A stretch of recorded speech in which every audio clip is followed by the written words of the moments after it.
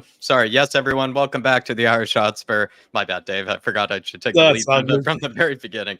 Welcome back, everybody. Fan show yesterday, transfer news today. If you were with us on the fan show, I did say that we actually had a bit of news to talk about, a bit of news to give our reactions to. And here's our opportunity, Dave and I's, to do that. We have plenty of news piled up for you guys. Everything from outgoings like Hjbjerg, Emerson. You have Joe Rodon, to new hirings for Postecoglou, David Montgomery, this guy Sergio Raimundo coming into the club as well. And then definitely, very importantly, we're going to be talking about the striker list. Looks like Alistair Gold has come out and refined it, updated it, whichever word you want to use for that Spurs transfer list of strikers. He has given some type of clarification from whatever sources he may have within or at least close to the club. And Dave and I are going to give our reactions to that and going to give our responses to it. As always with transfer news, I don't think Dave and I claim to be ITKs or anything. In fact, I think we're probably IDKs and probably more I don't knows when it comes to a lot of these transfer rumors.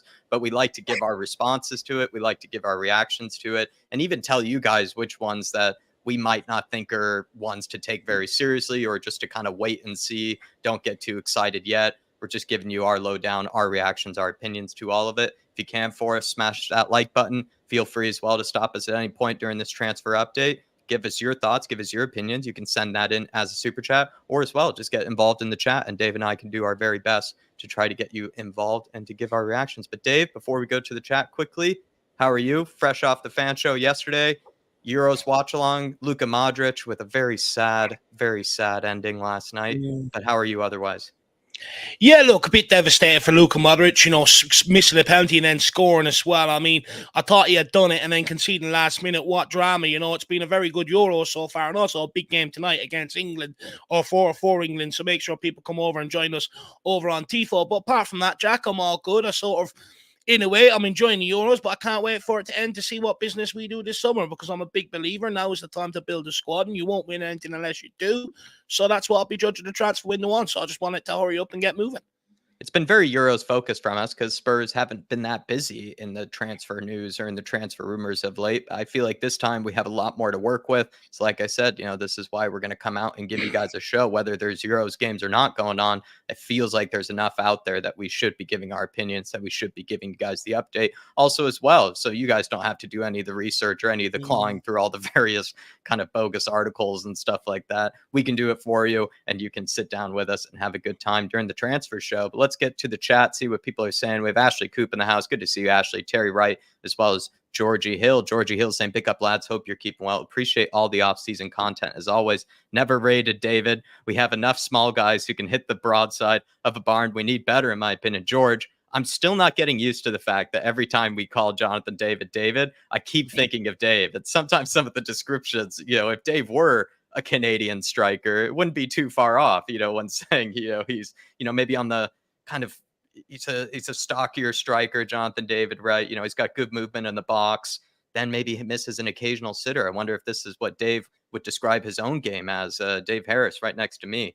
Georgie Hill, though, hopefully you're keeping well and appreciate your compliments as well for the off-season content. Dave and I think will do even better throughout this off-season, so don't you worry, and it will get even better from here on out. Mary W in the house. Good to see you, Mary W. Hello, guys. Fed up with the international draws. Come on, you Spurs. I think it's kind of fun, Mary. It's nice to have a bit of a palate cleanser, take our minds off of Spurs to a degree. Of course, we're about to give you the update and everything transfer-wise, but it's nice to see other big competitions happening, big players, in big moments, like even the the Italy game yesterday. As much as I was heartbroken to see the Itches get knocked out, I still had a very loud gasp at the goal that did go in. And I think that's what the Euros is all about. And if you've been missing us, Mary, come on over to tifo and have some fun with us. I think we've been having a good time over there watching these Euros games, but I'm with you. We want to see Spurs news. We want to see big Spurs happenings, and hopefully that can happen sometime soon. Brooklyn Evans, Arsenal want to sign Eze. I'm pretty sure a lot of people want to sign Eze, and we do, in fact, have a transfer update on Eze. Before I get to the slides, Dave, anything that I might be missing, anything that I should be saying before we get into it? No, that's it. Let's get straight into it.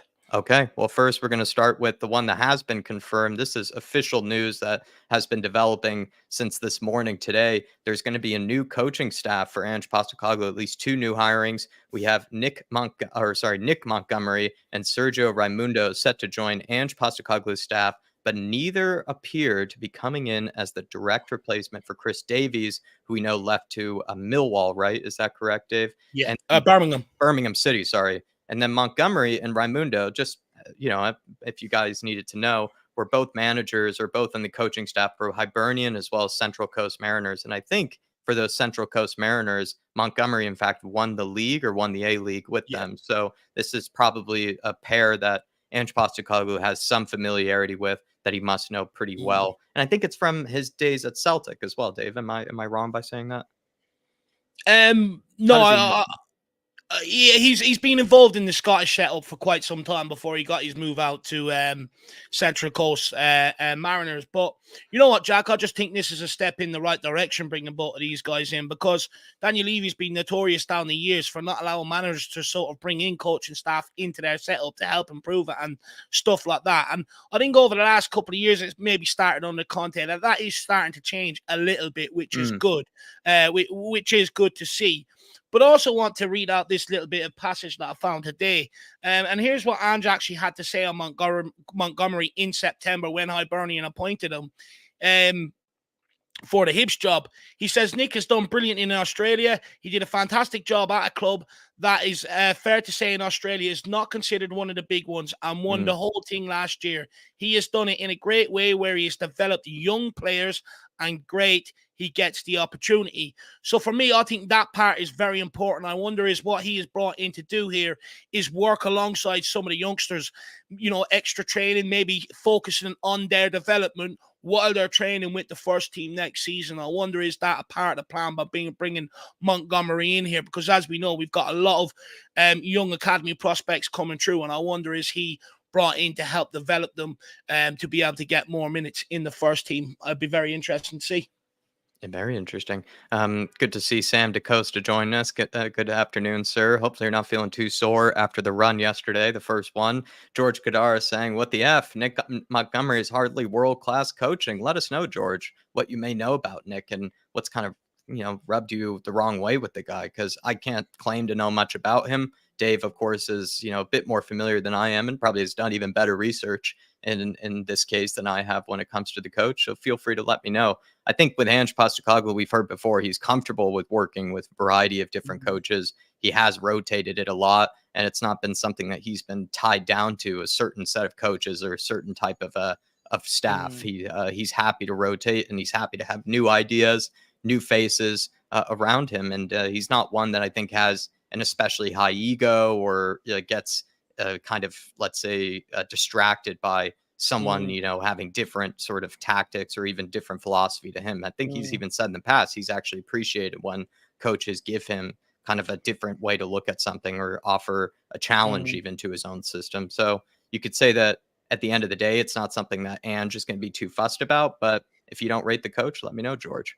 Let me know. And I think it's more so to do with the job he done at Hibs. He didn't fare too well there after the appointment. But in the Scottish League, outside of Celtic and Rangers, them managers hiring, them clubs hiring fire managers like there's no tomorrow.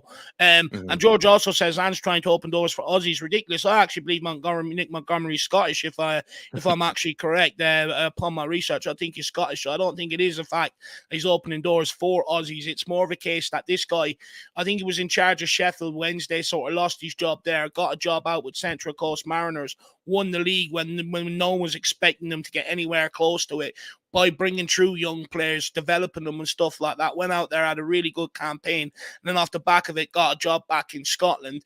Not world class by any means, but step in the right direction. We're adding bits and pieces to the puzzle in the background.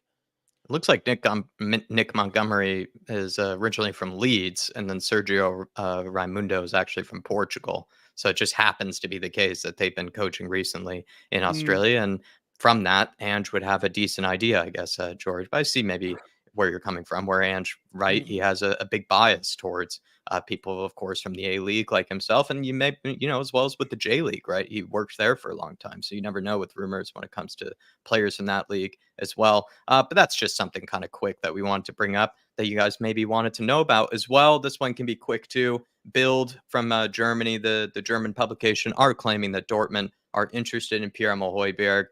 They're saying that he could be a replacement or an upgrade on Sally Özcan or Emre Can. If one of them were to go this summer, he would be an option for the club. Dave, I've heard a price from one of the outlets before that he could go for around 20 million euros to any one of these clubs, Milan, Dortmund, whatever it may be. Do you think that's what it actually will end up being? And do you think that's a bargain for Højbjerg? Let me know. I think it is a bargain. I think it will be in around 20 million because he's got 1 year left on his contract. And him and his agent have made it no secret that they want to leave Tottenham Hotspur. So the fact that he's got 1 year left on his contract is the thing that's actually driving the price, that other teams are going to pay for him. Because if not, they'll just wait to January. And I have no doubt Højbjerg will be happy enough too if it came to it, because he'll get a massive signing on fee, if he signs without a transfer fee. So I think that's what's driving the price, and it is a bargain. When you look at his performance against England the other day, man, the match, he done all phases of midfield well, the defensive duties, build up play, and in the final third, he was threatening. He outperformed huge money players like Jude Bellingham, 100 million Trent, £100 million player now Rice as well. So I think there's going to be a whole host of clubs queuing up at his door for his services, and like I said, what's driving the price is the 1 year left on his contract.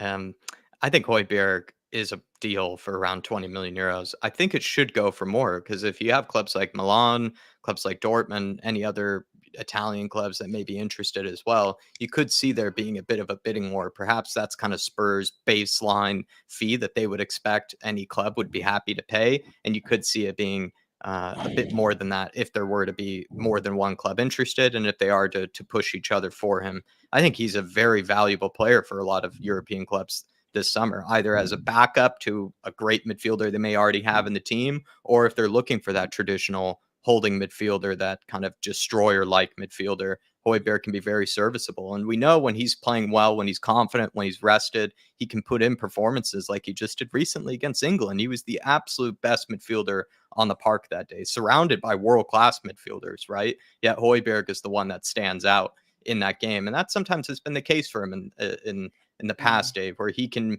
not really have the talent or the skill as much as some of the other guys around him, but he makes up for it with his focus, determination, hard work, all that type of those type of attributes. And then he has a good passing range on him when he's playing well and can make good decisions. And those games like he had against England just recently, I think are a reflection of what the clubs are trying to bring to them this summer. That's the type of player they could get for 20 million. Yeah, no, 100%. Look, Højbjerg's a very good player. I just think with the Ange system, maybe he's not mobile enough for it in terms of, how quick he can get around the pitch. And it's a shame, really, because I think Højbjerg is a fantastic player. I think he's a good holding midfielder. I think he's a lot better on the ball than what people give him credit for. And like I said, I think he's been a good servant to Tottenham with some of the midfielders that he's had to hold down practically on his own. Ollie Skip, Harry Winks, Ndombele, Lo Celso, Dele Alli, until we ended up bringing in the likes of Bentancur and stuff like that. I think he's been a fantastic servant. I'll be sad to see him go, and I can understand why there's going to be a lot of big clubs around Europe interested in these services. And happy birthday to the legend Dark Sun G. Sir, June 25th. That's a good sounding birthday. Mine was just recently, about a week ago, Dark Sun G. And I hope you've been enjoying your day so far. Got some nice food. Maybe got some plans afterwards this evening or the next day. Big up, Dark Sun G. Really appreciate your support for this channel over these years, man. And I hope you have a good summer. Hope you've been having a good birthday and a good kickoff to the summer months so far. I imagine if you're in Korea at the moment, man, it must be very, very hot this time of year. I was just complaining to Dave about the weather here in New York just recently. Definitely got very, very, very humid. And I bet that's something that you in Korea probably experience on a regular basis. But I do hope, man, you've been enjoying your birthday, enjoying your summer. And yeah, let's get a good transfer window. Let's hope that we bring in some big signings. Eze would be my birthday transfer if I ever were to ask Daniel Levy. Let me know yours, Dark Sun G. Let me know what your kind of a transfer birthday request would be from Daniel Levy and or Eberechi. If there's a certain target that you're really desperate for this summer, would love to know. Maybe you have told us before, but I must have forgotten what your big priority target is. No, look, first of all, happy birthday, my man. I really do hope you started off the day right with a breakfast of champions and then wash it down with a dinner for champions as well. Everyone deserves to be a little bit spoiled on their birthday, so hopefully that has happened for you, and hopefully you're enjoying your day. Let me know if you got any standout presents or anything like that. But also, Spurs are heading to Japan and Korea for preseason tour. Will you get down to a game this time? I know you couldn't make the one last year, but will you maybe you could get yourself a ticket for your birthday and get down? That would be absolutely nice. And the only thing is, I would say is, I think we're all going to have to maybe show a little bit of patience for signings. There's another question there about Brooklyn Evans. Do we think we'll get some in, over the next week before preseason?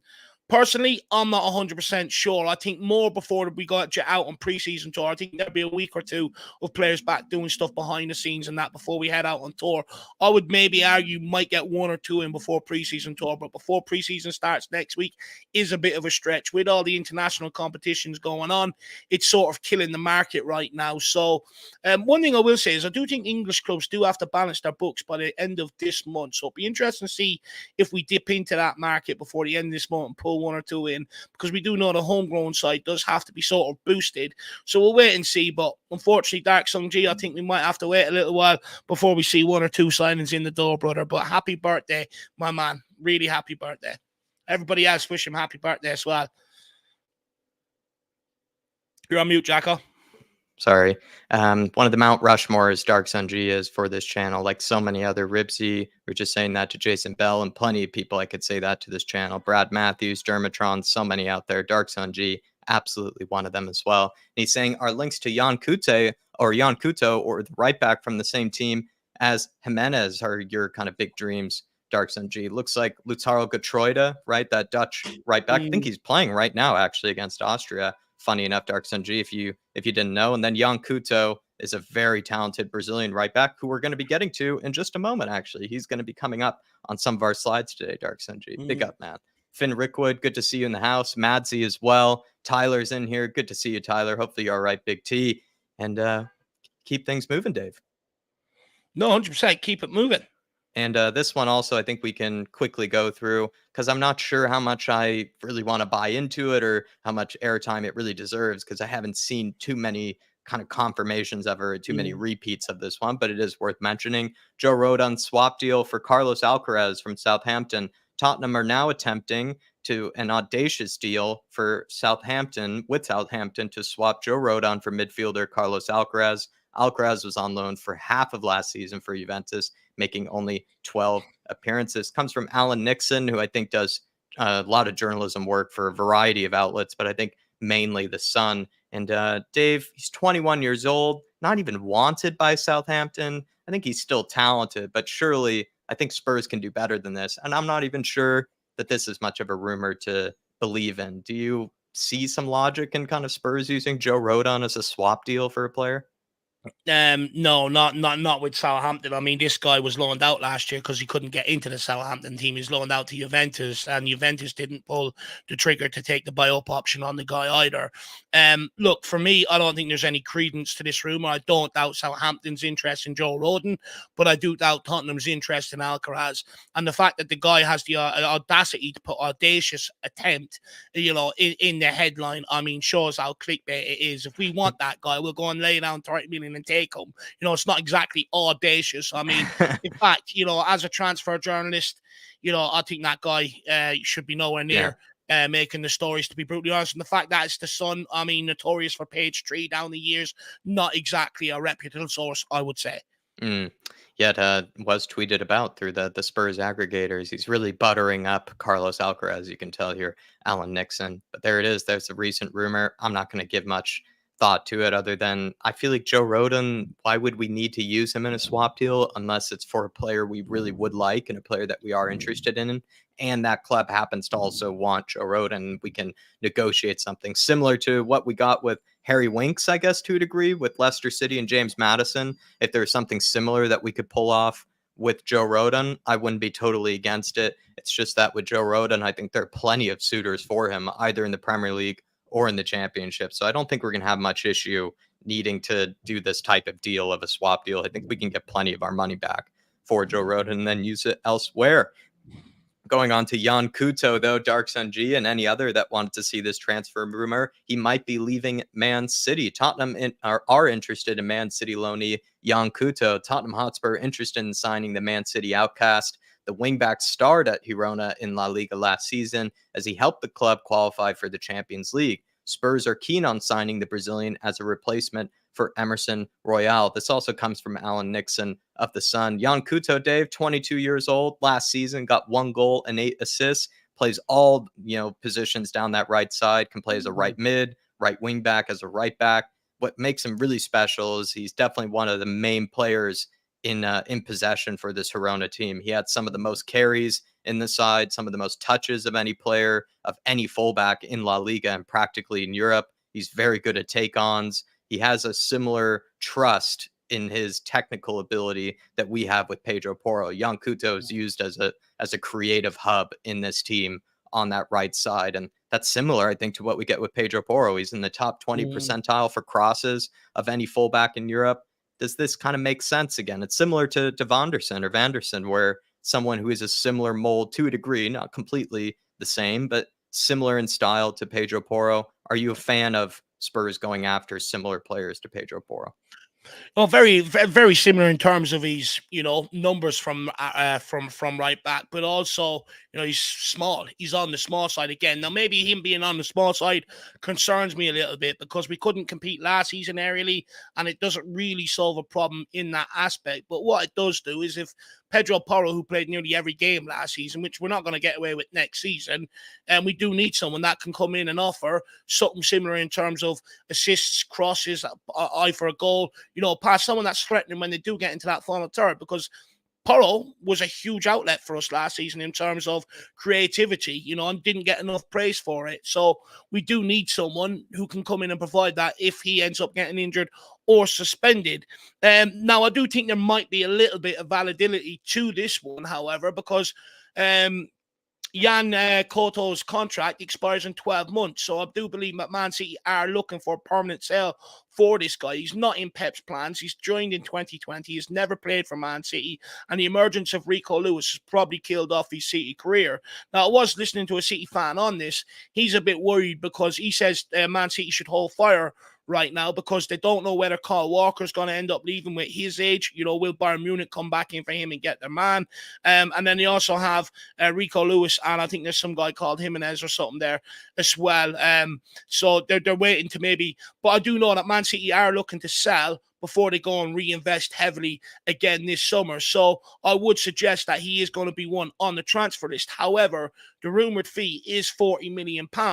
If we're not going to pay that for Vanderson, we definitely ain't paying it for Couto. And to put into perspective the fee City are asking for, we paid 45 for Porro, who was playing Champions League football for Sporting at the time. So for me, I think, again, this will come down to price. I think we've got him, Vanderson, there might be one or two others, but I think it'll all come down to whoever's the cheapest, whoever Tottenham can get at the right value.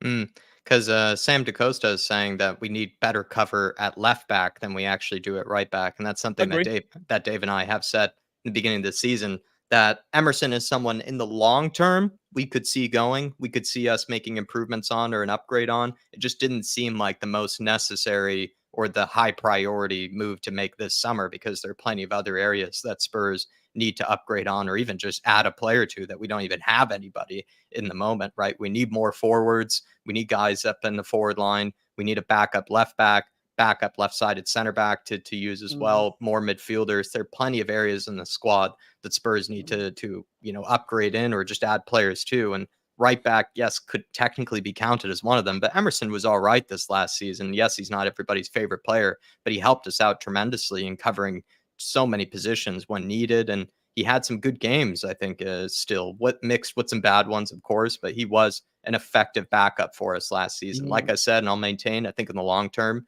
we could upgrade on Emerson. Looks like though he wants to get out the door, or he could be pushing for the move. Dave and I talked about that in the last transfer roundup, where we said that maybe Spurs aren't really pushing for the move. It could be more Emerson just wanting more playing time, seeing that there are clubs interested in him. His stock is doing better than it used to, right? He could be taking advantage of this situation where, he could facilitate a move to a club that might treat him better, give him more minutes, that type of thing. And I think if that's the case, then Spurs are forced basically into finding a new right back. And it'd be funny if we were to go after Jan Couto, because it'd be similar to the Pedro Porro situation, where it's a former Man City right back that wasn't exactly given the playing time or the trust by Pep Guardiola, and then eventually comes over to Spurs. That'd be kind of funny in the Jan Couto case. I'm not so sure, though, if Spurs are going to go after this guy unless we can take advantage of a financial situation with Man City. There's a deal that we can strike that's a lot cheaper than what he probably should be valued at, because he's a very highly talented player, kind of right-sided specialist, similar to what Pedro Porro is, just a creative hub on the right side. I would be a big surprise if Spurs could land this, because he had such a great season last year. I think it'd be around 30 million, 40 million that he'd probably go for. And I just don't see Spurs spending that much on a guy that, that probably won't even play ahead of Pedro Porro. He offered great competition. It's just that, again, doesn't seem like a high priority for us. Yeah. Look, your boy Ben Davies is going to be staying around at left back. That's why we haven't been linked to any left backs. And until that guy goes, we're not going to be linked to another left back, purely because of the wages that guy takes up. Emerson wants out of Tottenham. He's also got 2 years left on his contract. It is also a time where Tottenham have to decide, is he going to be here long term? Do we offer him a new deal? Do we not? The fact that offer hasn't come, I think there's probably been some maybe mutual agreement where they're both happy to let each other go. It's just about AC Milan stumping up the price now, and that's why we're in the market for a right back, even though left back is top priority. But until people get Ben Davies out of this club, it's going to keep happening. Well, it seems like we have it backwards once again when it comes to the backup left back. As a deal, there's still some updates there. Not much of one. It's just different words, kind of different phrasing. It's come from Ed Aarons of The Guardian. He's saying Tottenham are one of the clubs considering a move for Eberechi Eze, with Crystal Palace bracing themselves for interest in the England international. I mean, it's not much of a surprise that there would be interest in the player. He's a terrific player, and Spurs have been trying to plant the seeds or kind of get the move basically started when it comes to contacting agents, representatives. It started to slow down, though. That could be because Eze's in the middle of the Euros, transfer window's only just begun. But the fact that Elise, Dave, has already made his move to Bayern, that's a done deal. We had this conversation before when it comes to whether Crystal Palace would actually sell both of their star talents this summer. Let's go back to that conversation. I mean, do you think Crystal Palace will sell Elise and Eze? Now that Elise has already been sold and confirmed to Bayern, will they also sell Eze this same summer, do you think? I fear Eze is going to be a bit trapped there, like Wilfried Zaha was. Every summer the guy was linked to moves and, didn't get that move. I feel that now that Elise has gone to Bayern, it's going to drive up the price of Eze. If you really want him, you're going to have to pay extra money, because Crystal Palace won't want to sell their two most creative outlet and their biggest outlet of goals. The only other thing I can think of is that the manager in charge might be happy to rack up fees for Eze and Elise and go and invest right across the team, and a new look Crystal Palace. But I think they're already getting there with the likes of Gueye, with the likes of the emergence of Adam Wharton, who we were also interested in. I don't think they're going to be in any rush to sell someone like Eze. But for me, I'm trying to work out whether Tottenham are being patient or whether they've already asked the asking price and they've already bought their eyes up at it, and that's why maybe this rumor for this Szymanski has come to fruition. And I wonder, is it dead in the water? For me, what I would like to see Tottenham do is sort of, in a way, just go and test Crystal Palace. But there could be also another argument to make that they're being respectful of Eze. His first international competition with England. He obviously wants to focus on that rather than having all these other distractions. And our Spurs going to sit there and wait patiently, because once one club agrees a price with Crystal Palace, every other club that's interested in him, and if they think it's a good deal, they're going to come in and lay down the money. And Tottenham maybe are trying to be more respectful way around it, hoping that Eze will appreciate that and sign on the dotted line. It's hard to know what's going on here, but we're not going to know definitively. We're still going to keep getting linked to Eze along with a lot of other clubs until the Euros is done and there's some sort of statement put out, on what's going on with his future. Good to see Mark, the other Mark, member of the Mark Army. Good to see you, sir. King Hoddle, the legend he is. Big up to King Hoddle. And when it comes to Eze, I'd be really disappointed if Spurs didn't land this summer. The fact that we've planted the seed with the agents, tried to get some of the groundwork of this deal done ahead of time, and if only it were to fall flat or end up being delayed for a future summer or something like that, I'd be really disappointed. I think this guy could really add so much to our attack. I actually feel like he solves a lot more problems than people realize. I think Eze has that composure on the ball. He's not as wasteful as some of our other attackers in the team, where he won't give away possession as much. He can hold up the ball for us, drop deep into spaces that most players would be uncomfortable to, get turned, and then bring others into play. He actually offers that, not like a striker type of hold up play, but he offers that kind of coolness in possession where he will distract the opposition. He'll take away attention from other players and then open things up for guys like Sonny, open things up for guys like Madison. Even I know Madison, a lot of people have said part of the reason his big drop off happened was not because of the injury, but also because he had so much attention on him from the opposition. They looked to stop him as the source of creativity. If you added someone like Eze to the forward line, I think he helps with that creativity, where you can't just try to take Eze and Madison out of the game. You have to try to just take one of them, and then you leave the other guy with a lot of opportunities to make things happen. And I think that could just be a really good dynamic for Spurs, to have two really creative, tricky players with different skill sets in Madison and Eze playing actually in the same 11. Then you have a ruthless goal scorer who could run him behind in Sonny, and then you add an extra striker, target man type player, Ivan Toney, keep Richarlison as another dynamic, a different type of element up top. I think there's a lot of fluidity to that. I think there's a lot of actual chemistry in that, and it makes a lot of sense to me and how the team would flow and how we would solve some of our problems. Because this last year, I thought we had problems with finishing, and then we also had problems with actual decision making. It felt like in possession, where lots of times we're just giving it away unnecessarily. And I think Eze solves a lot of those problems for us. But with Elise going to Bayern, my big fear is, will Crystal Palace delay the selling of Eze? Maybe they might sell him the next summer, right? They don't want to sell both of them in the same year. They'll delay it a little bit. I don't think it will be a Zaha situation like you say, Dave. I think it will be like a delayed Zaha, where they'll sell Elise now, look to sell Eze either in January or the following summer or something like that. And then it could be too late for Spurs, which would be a big mistake in my opinion. But that's kind of my thoughts on the Eze situation. Nothing, again, really has actually happened to anybody other than normally a credible news source, I think, when it comes to transfers, The Guardian, because they're not known for sensationalism or just reporting on day-to-day transfer activity like a lot of others are. They think they pick and choose a bit more which negotiations or which transfer rumors they might think are at least somewhat of substance or have some substance behind them. So something to look at from Ed Aarons there of The Guardian. And Dark Sun G says, with a buyout, doesn't Palace not have a choice?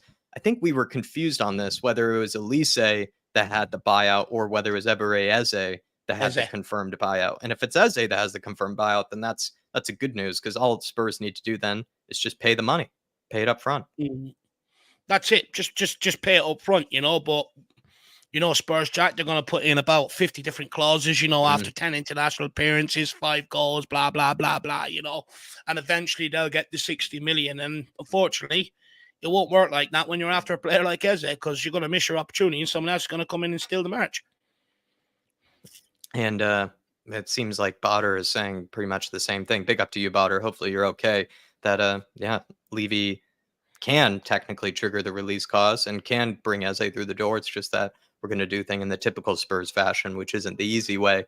On to the potential replacement or the alternative, by the looks of things, to Eberechi Eze if we're not going to get him through the door. It could be this guy, Sebastian Szymanski, the Polish international. Szymanski has apparently agreed personal terms with Spurs. Tottenham are closing in on Fenerbahce forward Sebastian Szymanski. Szymanski has agreed personal terms with Spurs, and they look to tie him down to a 4-year deal. Spurs and Fenerbahce are in talks to finalize a transfer for the midfielder. Fenerbahce wants Spurs to raise their initial 17.5 million euro bid. Once an agreement has been made on the fee of the player, he will travel to England for a medical. In his last season, Dave, he had 37 matches in the Turkish Super League. He had 10 goals and 11 assists. In the Conference League, he played 10 games, got 0 goals and 4 assists there. He's 25 years old. I remember him actually during one of my FLATCAP videos in the past, where I was looking at players outside of the typical leagues. And one of them, I think, was specialized towards when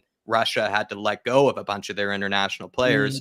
I identified Sebastian Szymanski at the time as a guy to keep an eye on, a talent from that Russian league that could end up getting a big move one day. Maybe this is, his opportunity for one. He had a pretty good spell, actually, at Feyenoord for a little bit. Then he moved over to Fenerbahce, has had an okay time at Fenerbahce. Me personally, though, I'm not so sure if he's ready for this big move to a club like Spurs. He's kind of just a guy that I think is a talented midfielder, but maybe not ready for this big of a move yet.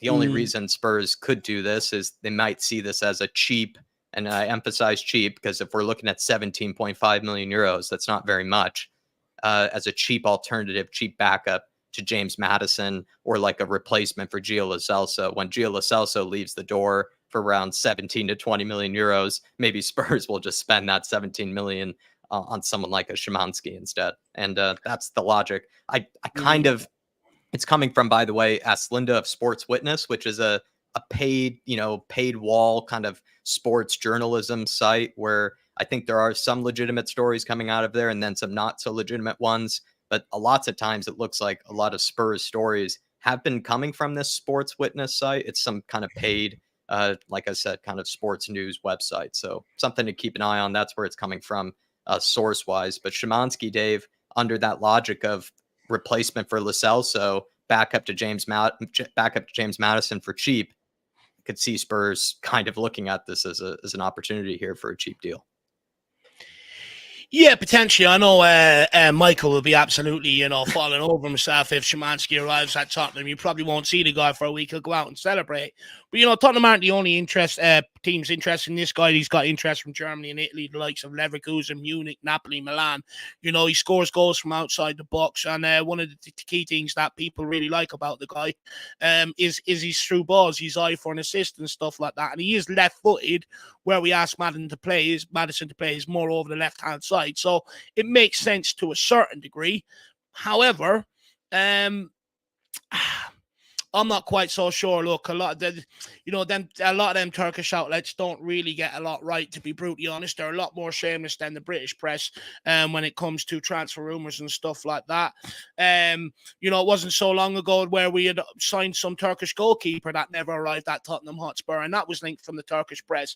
And the fact that these have come out strongly and said that he's already agreed personal terms, I highly doubt that, because Fabrizio Romano would be all over it and he would have had it out by now. He would be one of the first ones to break that story. So again, I question the validity of it. Look, maybe he is on the radar. Maybe he's someone they might go for if they don't get an Eze. But to say that he's agreed personal terms, I think, is a massive stretch. Again, I think it's horseshit.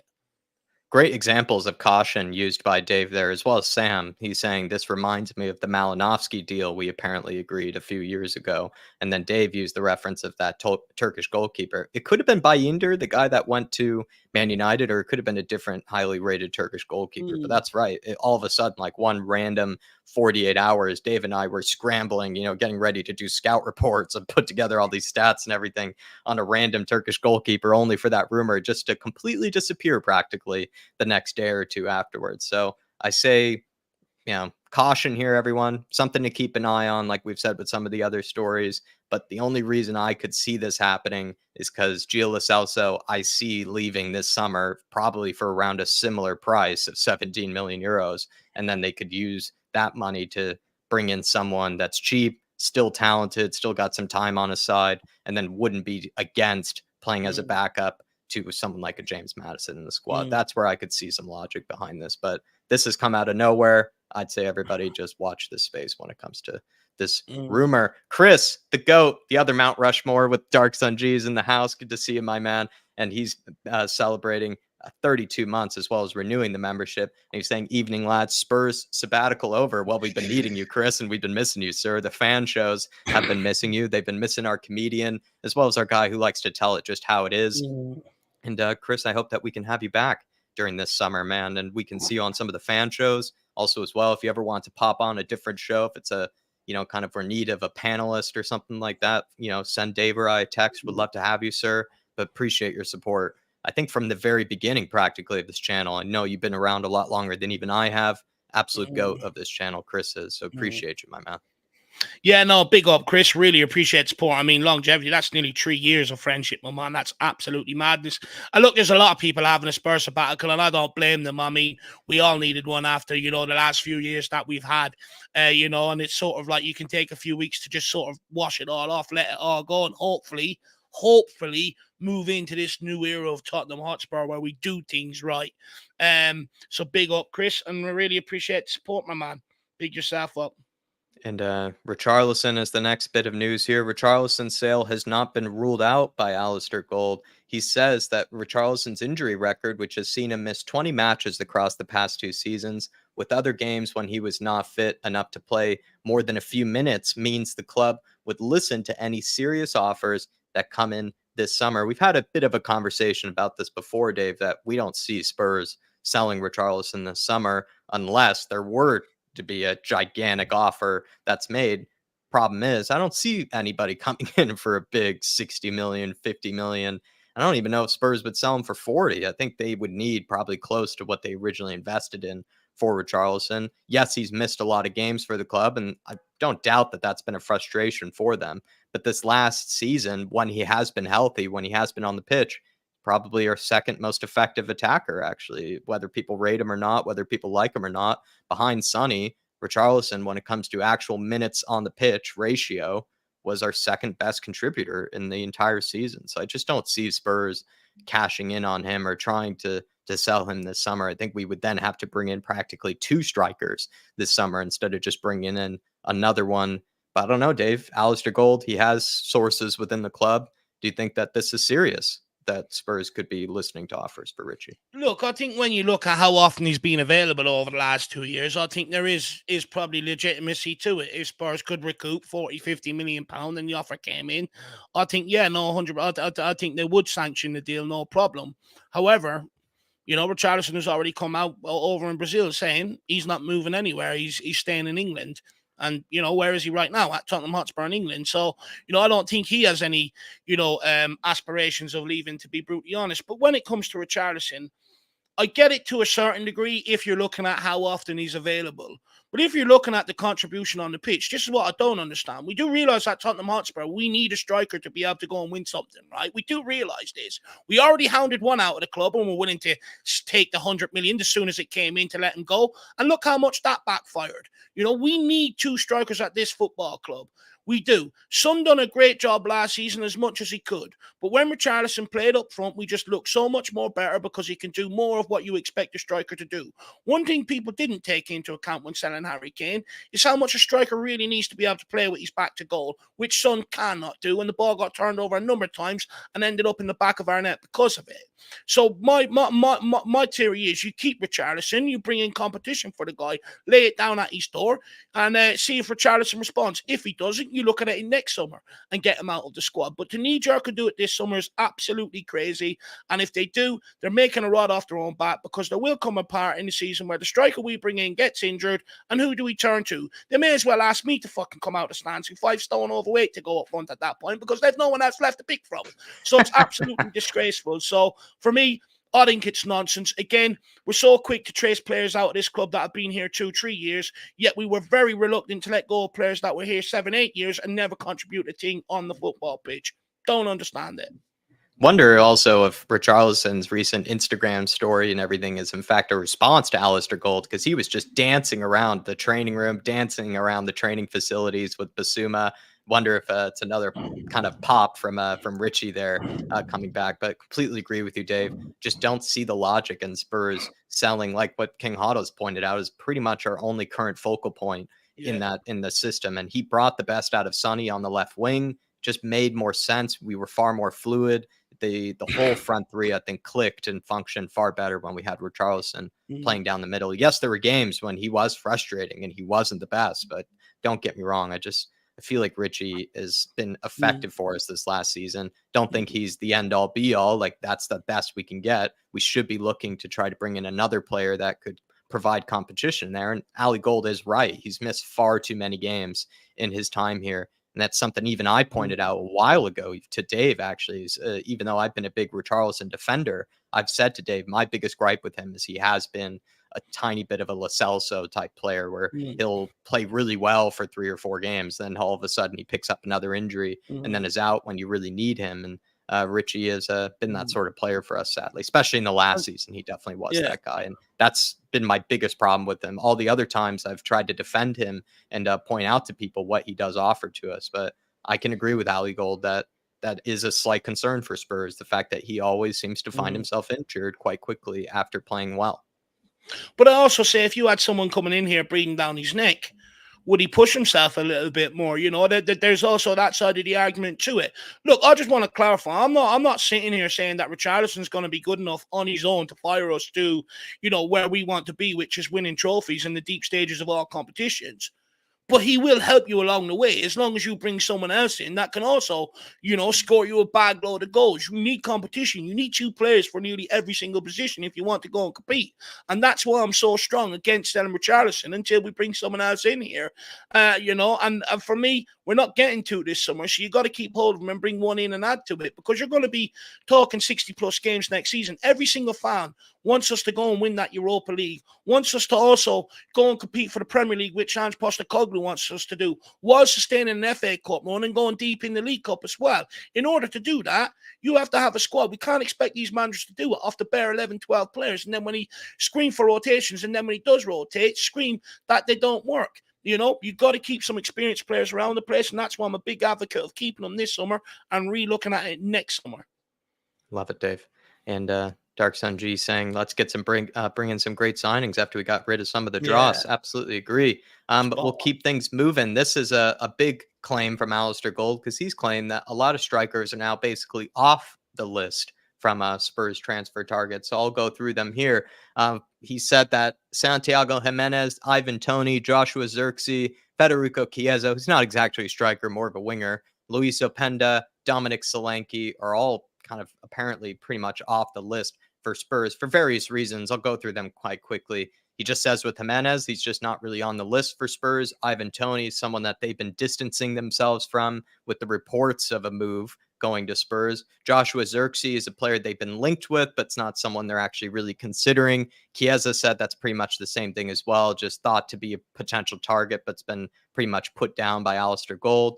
When it comes to Luis Openda, Spurs have scouted the Belgian forward, according to him. However, though, he has 4 years left on his contract, and reportedly he has an 80 million euro release clause scheduled for next season in 2025. So that means if we were to try to sign him, it would need to take big money that Spurs will never want to spend on a guy like Openda. Dominic Solanke, they've long looked at the guy. They appreciate Solanke, who would fall into a big fee kind of category, though, for Spurs, suggesting that he has around a 65 million release clause that can only even be activated by a certain number of undisclosed clubs. And he didn't say that Spurs is exactly one of them.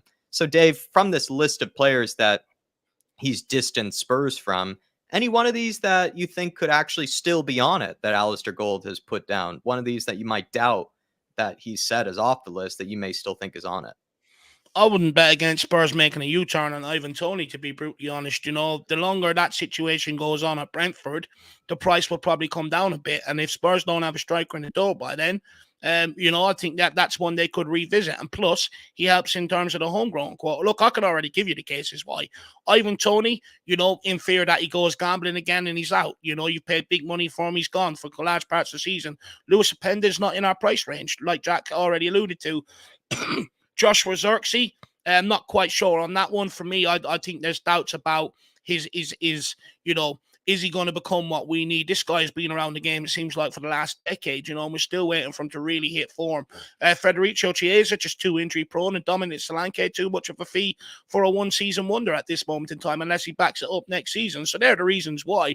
For me, look, I've made no secret. In fact, I brought up Ivan Toney way before Spurs played Brentford in the Carabao Cup under Jose Mourinho, and people told me I was mad because it's Championship and we need to do better. Now everyone sort of wants this guy. Look, for me, I think he'll offer you a lot of what Harry Kane gave you in terms of dropping deep, spraying the ball around, holding up, playing others in, takes free kicks, takes penalties, scores goals, and can compete in the air. What more do you want? I think all-round game is very good. However, none of them, you know, I'd rather Vlahovic, to be brutally honest. I've made no secret about this for the last season or two. If you're going to get rid of Harry Kane, that's the guy I want. He's going to give me everything I need up front. And that's where I'd like to see Spurs go to be brutally honest. But if not, Ivan Toney, and that's the one I think Spurs will probably revisit. You're on mute, Jacob. Sorry, did it once again. And I'm in agreement with you, Dave. I think Ivan Toney, if you were to take someone, put someone back on this list that Alistair Gold has removed from the list, I'd still consider Ivan Toney as a potential candidate for Spurs. Could be a cheap deal if no one ends up being that interested in Ivan Toney. Brentford will eventually have to sell for whatever fee they can get, and that's when Spurs start circling. They're that kind of club, and they are looking for another target man striker that can bring others into play, hold up the ball, can be good in the air. Ivan Toney checks a lot of boxes for Spurs, and then ends up also falling into that homegrown category. Could be a cheaper option than what he usually would be. Just kind of basically, yeah, that is something that Spurs would definitely be interested in, and kind of sort of reek Spurs all over it, to be perfectly honest.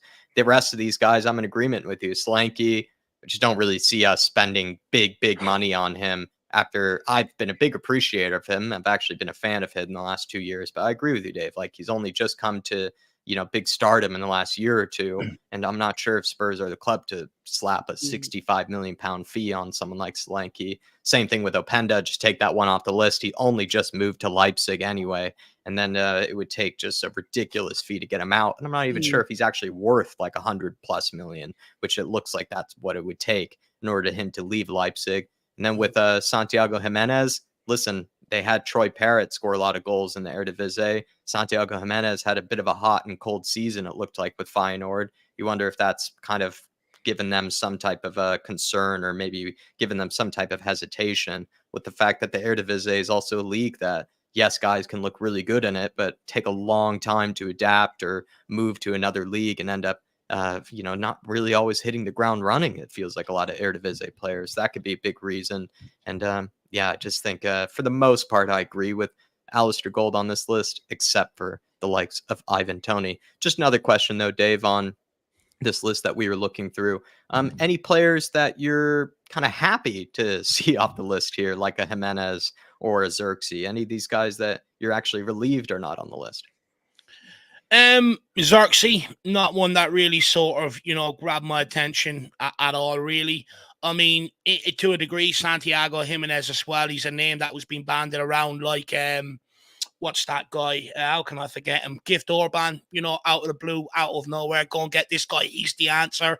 I mean, look, everyone goes on about Santiago Jimenez. Okay, he scored 23 goals in the Dutch league, playing for one of the top teams, correct?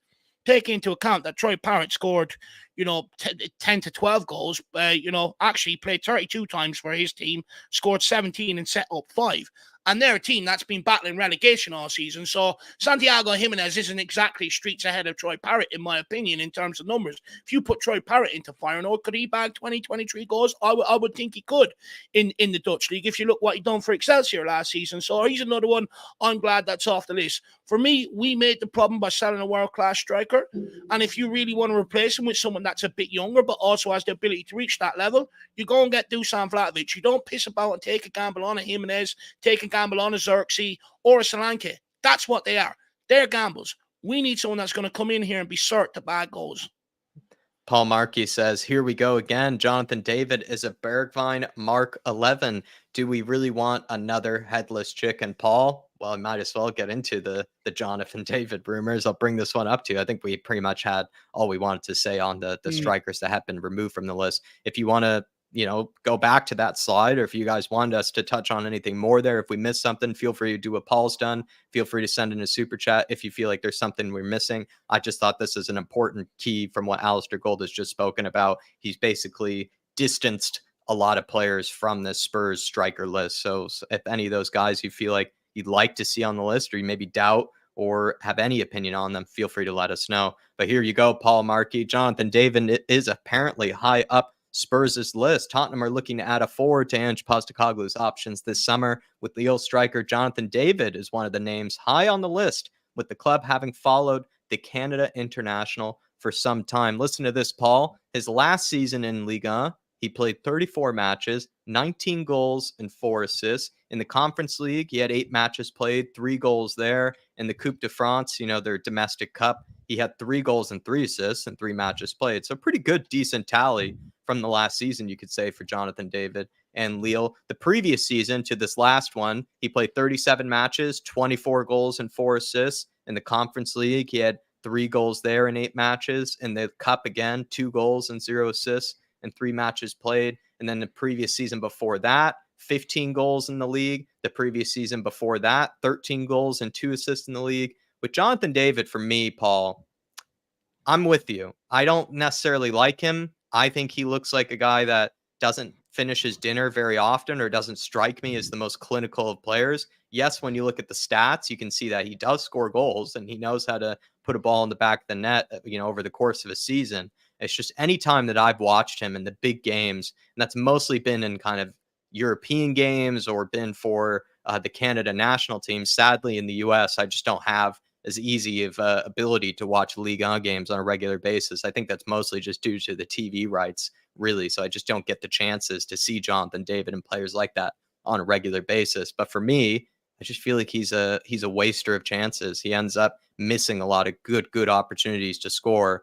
And I don't think that's what Spurs need this summer. We need a guy that's clinical. We had a big problem with that, not having enough clinical players in the team. Sonny was pretty much the only clinical player in the team. And one could argue that that wasn't even Sonny's best season in front of goals, really. He's had much better seasons in front of goals, Sonny. So the fact that that's still our most clinical player in the team, we need someone similar to Sonny's ability when it comes to putting the ball in the back of the net and being, accountable and being ruthless in front of goals. And just not sure if Jonathan David strikes me as that type of player, Dave. Do you get the distinction I'm trying to make Yeah, I with get him? you. The fact that like his stats look good and you can't really shit on it. Like he's for a young player, 23, 24, he's scoring goals in a pretty consistent basis over the years. He also has very few injuries for a guy that's only 24 years of age, which I would argue is kind of rare nowadays for a striker that young playing on a regular basis for a club like Lille. You'd think you would have a big injury here or there, but he actually hasn't. He's played quite consistently and has scored relatively consistently. It's just that when you and I have watched him, seeing eye test versus the stats here, not so convinced by the guy. And Paul, let me know what you think of that too, right? The stats look good. Seeing eye test, not totally convincing for me with Jonathan David. No, and that's it for me. Look, the stats look good, but I question why is no other clubs gone instead of Jonathan David. Look, for me, I think he's one of these that sort of has a good reputation and people want to see him do well. But I'm not convinced that he's going to bag you got 20 goals a season in the Premier League. I just don't think he's there with his finishing. When you look at a lot of his goals, for instance, last season, he doubled up in a lot of games, and they weren't exactly up against the big teams, a lot of his goals either. Some of the bigger games, he sort of didn't score too many. And I think that's where he probably needs to take the next step in the French league is score against some of the bigger teams before teams really come in and take note of him. Again, not the biggest of guys either. Are we going to have the same problem with him up front as we did with some, where the ball gets turned over because they can't handle, the big 6 foot odd centre backs coming in and barreling you over at every opportunity? For me, I actually agree with Paul Markey. I think it's another Bergwijn sort of signing, to be brutally honest with you. I don't think he's going to come to the Premier League and hit anywhere near them numbers, especially not up front. So I'm a bit skeptical on this one. And looking at him the other night, he missed a couple of great chances against Argentina. And, again, against another big team, if he could have took some of them, it could have changed the fortunes for them. We've already got players that miss big chances in big games. Timo Werner, Brennan Johnson, and I don't think he's any better than them, to be brutally honest. So for me, I'd be staying clear of Jonathan David. Yeah, and we have some thoughts from some of the other people in the chat before we get back to Paul Markey on that one. Terry Wright saying Jonathan David is a decent player, but he doesn't elevate us to the next level. That's an interesting distinction Terry makes, right? Where not a bad player by any means, just not exactly the best and not what we need in order to elevate this team. So it's no disrespect exactly to Jonathan David. It's just technically Spurs can do better. Ange Ball is saying, I really will not be happy with Jonathan David as our first choice. Some would argue, is he actually better than Richarlison, or is he walk into this team straight ahead of Richarlison? Some people would say different. Enrique Jesus says, I'd take David, to be fair. And then King Hoddle pointing out that he was born in New York. He actually was born in New York. He is I think he was born in Brooklyn, if I'm not mistaken, actually, King Hoddle. So I do have some sympathies for Jonathan David in that regard. But he is a Canadian international. Just quickly, Jack. Yes. Go to Paul Markey, and then I want to come back and welcome Cockeye TV and Mark. Good to see Cockeye TV and Mark. Paul Markey says David only scored against the lesser teams, not against the bigger teams. Yeah. And if that's the case in Ligue 1, Paul, I mean, I know Ligue 1 can be a bit of a it's a defensive league at times. It's not actually always the highest of scoring. You can have teams that can be hard to score against, but it's not really a league that I think has a ton of attention on it. You don't really get tons of big breaking news or anything out of there on a regular basis. And coming to the Premier League, where you have all this attention on you, all this pressure on you, Jonathan David, I'm not sure if he would struggle with it. I don't know too much about him, but the fact that you're saying that, right, where he shows up in the lesser games or the games they're not as big or as pressured, and then it's something that I've noticed with him with Canada, and it's something that I've kind of noticed with him when he's played in the European games. And I don't think this is a bad total or record by any means, but the fact that he played in the Conference League this last season, 8 matches played, 3 goals, no assists. It's not terrible, but it's not exactly blowing your socks off either. Then the previous season in the Conference League, he had the same exact record with 8 matches played, 3 goals, and no assists. So again, it's not terrible, but it's not like he really dominated and carried the team through the tournament or anything. Then you look at the Champions League, similar numbers again. Champions League, 8 matches played, 3 goals. Pretty respectable for the Champions League. It's just not exactly taking over, showing up in the big games on a regular basis, kind of like you're saying there, Paul. So if that's the case with Jonathan David, if he's not a big game player, that could also be a big red flag for us, for him, because we need a guy that can show up in these bigger games. We need a guy that we can count on a regular basis. And I'm trying not to be too disrespectful to him, Dave, because I do think he's an okay player. It's just maybe 24 years old. He's just not ready for this move yet to a team like Spurs. Yeah, I just don't think he is. I think he has to have a consistent season, scoring in big games, You could take the argument if he was put into a Tottenham side, if we got better wingers and that, if there was better players putting more chances on the plate for him, would he take them? But from what I see in front of goal, I think he's pretty wasteful. I think he's a bit like what we already have. He needs 3-4 chances to take 1 or 2 of them. You take the argument, he has doubled up against some poorer teams in the league in France. But Kulusevski doubled up at the end of the season against Sheffield United. He's not even a natural striker. So, that's where I'm a bit dubious on this one. I don't think he's a terrible player. I think he's a good player. He's done a very good job for the team that for his team in France. Yeah, for Lille, he's done a very good job. Don't get me wrong. But I just not sure. I would hold back a season or 2 before maybe sanctioning the money to see if he is capable of taking that next step. Another thing that could probably explain why Spurs are even interested in him, he's got 12 months left on his contract, Dave, and could be going for as little as like 20 million pounds or something or another, right? So he's a North American market player. I think Dragon D's Nuts says something like a North American market opportunity. That combined with he could be a cheap option, still very talented for his age, right? It just kind of reeks of Spurs, doesn't it? Talented young player who could be going for a lot cheaper than his asking price from a couple of years ago. I think when we were looking at him a couple of years ago, it was more like 40 million, 50 million or something we were being quoted. And now it looks like it could be a lot less because he's not set on renewing the contract and has 12 months left on it. So it's another kind of deal opportunity for Spurs. And it's very interesting to know that Paul Markey also has brought that up about the fact that he just doesn't show up in the bigger games. And that's really important to know. Good to see Shem Tan joining us, Ilmatic as well. And then Mark is in the house here, Dave. And he says, do you got, yeah. No, just quickly, big up Paul Markey. Hopefully you're keeping well. Let me know how life is up in Dublin for you at the minute. I'm not too back actually from too long back from being down in Achill Island on Mayo, my man. Very nice spot. Let me know if you've been there. But big up Paul Markey, and I'm definitely in agreement with you in terms of Jonathan David for sure. Mark says, do you guys think that Spurs' transfer department have already players chosen and agreed and just keeping everything quiet until after the Euros has finished? Do you think that's Spurs? Basically, do you think there's some deals pretty much done or sealed? They're just kind of struggling to put them out while the Euros is going on and that kind of thing. No, I don't think so. I think the likes of Jed Spencer, if we wanted to accept a little less, we could get him off the books, no problem.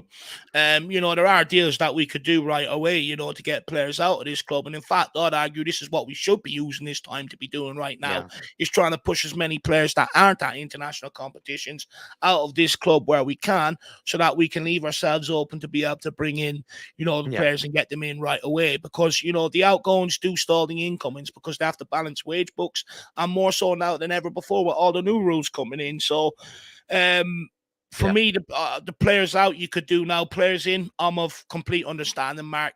A lot of these players don't want the distraction. You know, if Hjbjerg's agent came out and said, I'm going to keep reiterating this, he's not dealing with anything until after the Euros, and he's gone on holiday for a week, and then he'll start looking at things. So I presume it's the same for many players on their camp, to be brutally honest. I think a lot of them are just on completely different time schedules, Mark, depending on whether they're playing in these big international tournaments or not. The ones that are not playing in international tournaments, they're already on vacation, might be even coming back from some of their respective vacations at this point, and they have to figure out their careers and they have to plan moves with their agents. So the guys that aren't playing right now probably are capable of, getting through the door, capable of getting out the door, like Dave said with Jed Spence and Emerson, those sort of players. Whereas getting out Hjbjerg is just impossible, I think, until the Euros is over and until he's gone. And then someone like an Eberechi Eze is probably really hard to get done while he's still over in England at the Euros at this moment in time. Yeah. But you could get a Vanderson deal done or something like that, someone who maybe isn't playing at this moment in time. It just is really dependent on the player. Or Jan Couto, it's really dependent on the player, I think, for me, Mark. It's a good question, though. Cockeyed Steve says, big up everyone. Anyone wanting a Bayern Munich shirt, speak to Chris. He ordered 100 Eric Dyer ones instead of the 10 he wanted for himself. Chris, I think, has always been a huge Winks fan and Dyer fan, and he's just so sad to see them go, Cockeyed Steve. And big up to the two goats of the channel. Really do appreciate you guys supporting us for so many years, you two respectively. Big up to you too. But I think we have one last slide to get through here, Dave. Just quickly, good evening, Shantam. Good to see you. And also, Ilmatic, this is fresh off the press as well, that Jude Sunsup will be going out on loan, which is good to see. It is something that I've maintained over the course of the season. He's one you will see go out on loan. So, I'll see how these academy players pan out over the summer transfer window. I'll be sure to let you know how many I got right in terms of who you might see and who goes out on loan. And also, Dave, as we know, we'll provide you great updates throughout the season on how they're doing. Last one, and certainly not least, and I thought I'd just make Dave a little happy with this one. It's not really much to, not much of a rumor, just something Alistair Gold said, just to cheer Dave's spirits. Dusan Vlahovic is the subject, and Alistair Gold said that Spurs have previously looked at the Juventus striker Dusan Vlahovic, particularly before the 24-year-old joined Juventus from Fiorentina, with the club's former managing director of football, Fabio Paratici, known to be a big fan of the Serbia striker. Dave, the Don, we know he has a great talent ID. We know he he sees things before others. He discovers the diamonds in the rough. He basically did that with Dusan Vlahovic before he even made that move to Juventus. The Don works in mysterious ways. Maybe that's something we can be helpful for this summer, that he could be cooking up a Dusan. But yeah, we'll just have to wait and see. And we never know with the guy. Well, the Don's talent ID has rejuvenated the club to a certain degree. We're back up in European football. Let's see if we can take it another step further. And I'm glad that me and the Don Paratici are aligned in terms of our talent ID, which is very good to see. I'd argue he would be doing a great service if he got me and you involved in maybe the transfer planning and talent ID and stuff like that. But look, we'll save that for another day.